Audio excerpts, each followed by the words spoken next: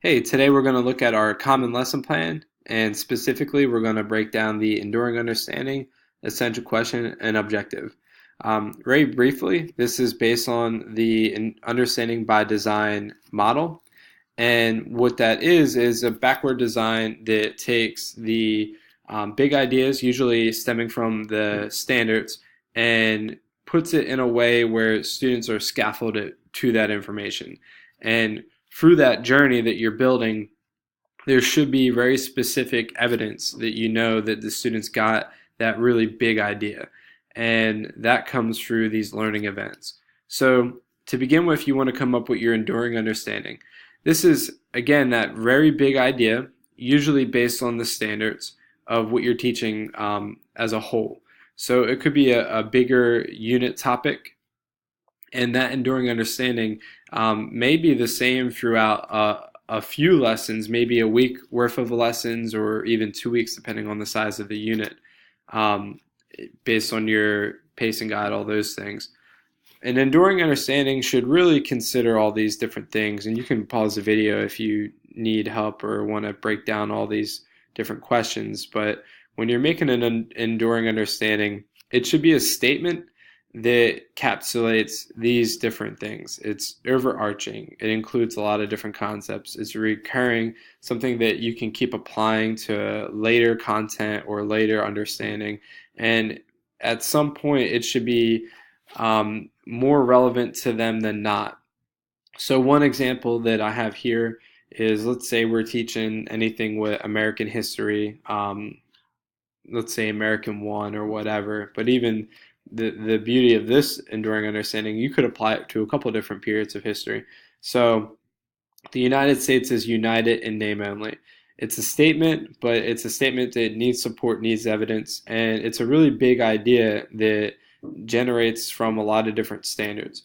So that enduring understanding, once we have it, we need to build up to it. You can think of it like the forest. You're seeing that big picture, you're seeing the whole forest. So now we want the students to see, well, what is making up that forest? And you have a lot of different things going on, such as the trees, the branches, the twigs, the fauna, the flora, whatever. So we can start breaking that down with our essential questions and our objective. So again, using that backwards design, we want to scaffold. So you start with essential questions, and these are questions that shouldn't be answered with one word or a list or just one right answer. Essential questions should spark some sort of inquiry. They should get students thinking, and they should start thinking about that enduring understanding. It hopefully builds up to it. So, if the enduring understanding is the forest as a whole, this really big concept, how do you break it down? And how do you get the students to go and explore that forest? That's the essential questions. These are kind of the paths or the journeys you're taking the students on. So, an example of a not great essential question would be, what events started World War II? That has a very specific answer. It doesn't really lead students down any kind of journey on their own to empower them or to build inquiry. A better essential question would be, is there ever a just war? This you can start building to relevancy, you can build to current events, all these different things. You can apply this essential question to a lot of different wars or scenarios or other content that's going to build up, but it also leaves the student or lets the student on a journey that they can take, and they can go down the path as they see fit, and hopefully that will lead them back to that enduring understanding, this big idea, but it gives them context for how they learn it and how they understand it. So we are really just trying to put students on this learning path with these essential questions. Once you have, I would say, a few of those for your lesson, maybe a lesson only has one essential question, which is fine. It doesn't need a ton. If it's a good essential question that gives the students a really good learning journey to go down, then that's fine.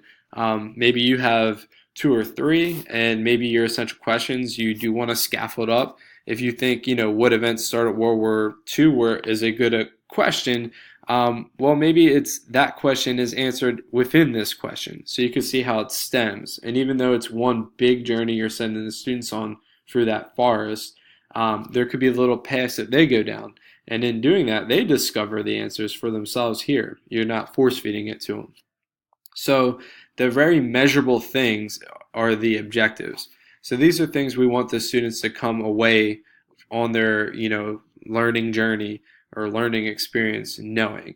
And those objectives, you can think of them as the trees. These are the things that build and make up that forest, right? This is the why students are exploring. This is what we want them to see as a whole. And these are the things they need to know that make up that enduring understanding. So the objectives, if you think of them like a tree, these are things the students will be able to know or to do or understand. So they're very specific. Maybe the objective for this would be the students will be able to understand the cause and effect of X and Y, or how to differentiate between A and B, or whatever skill or critical thinking you want to do here. Maybe you have just one or two objectives for a single lesson, or maybe you have, more closer to three. That's up to you. It's what you want the students to come away from that lesson knowing and being able to do. But hopefully they should see the connection from the objective to the essential question to the enduring understanding. And if you can link them all together, which the students should be able to do, it should really come full circle to the standards, to the objective, to the essential question during, and they should keep looping back.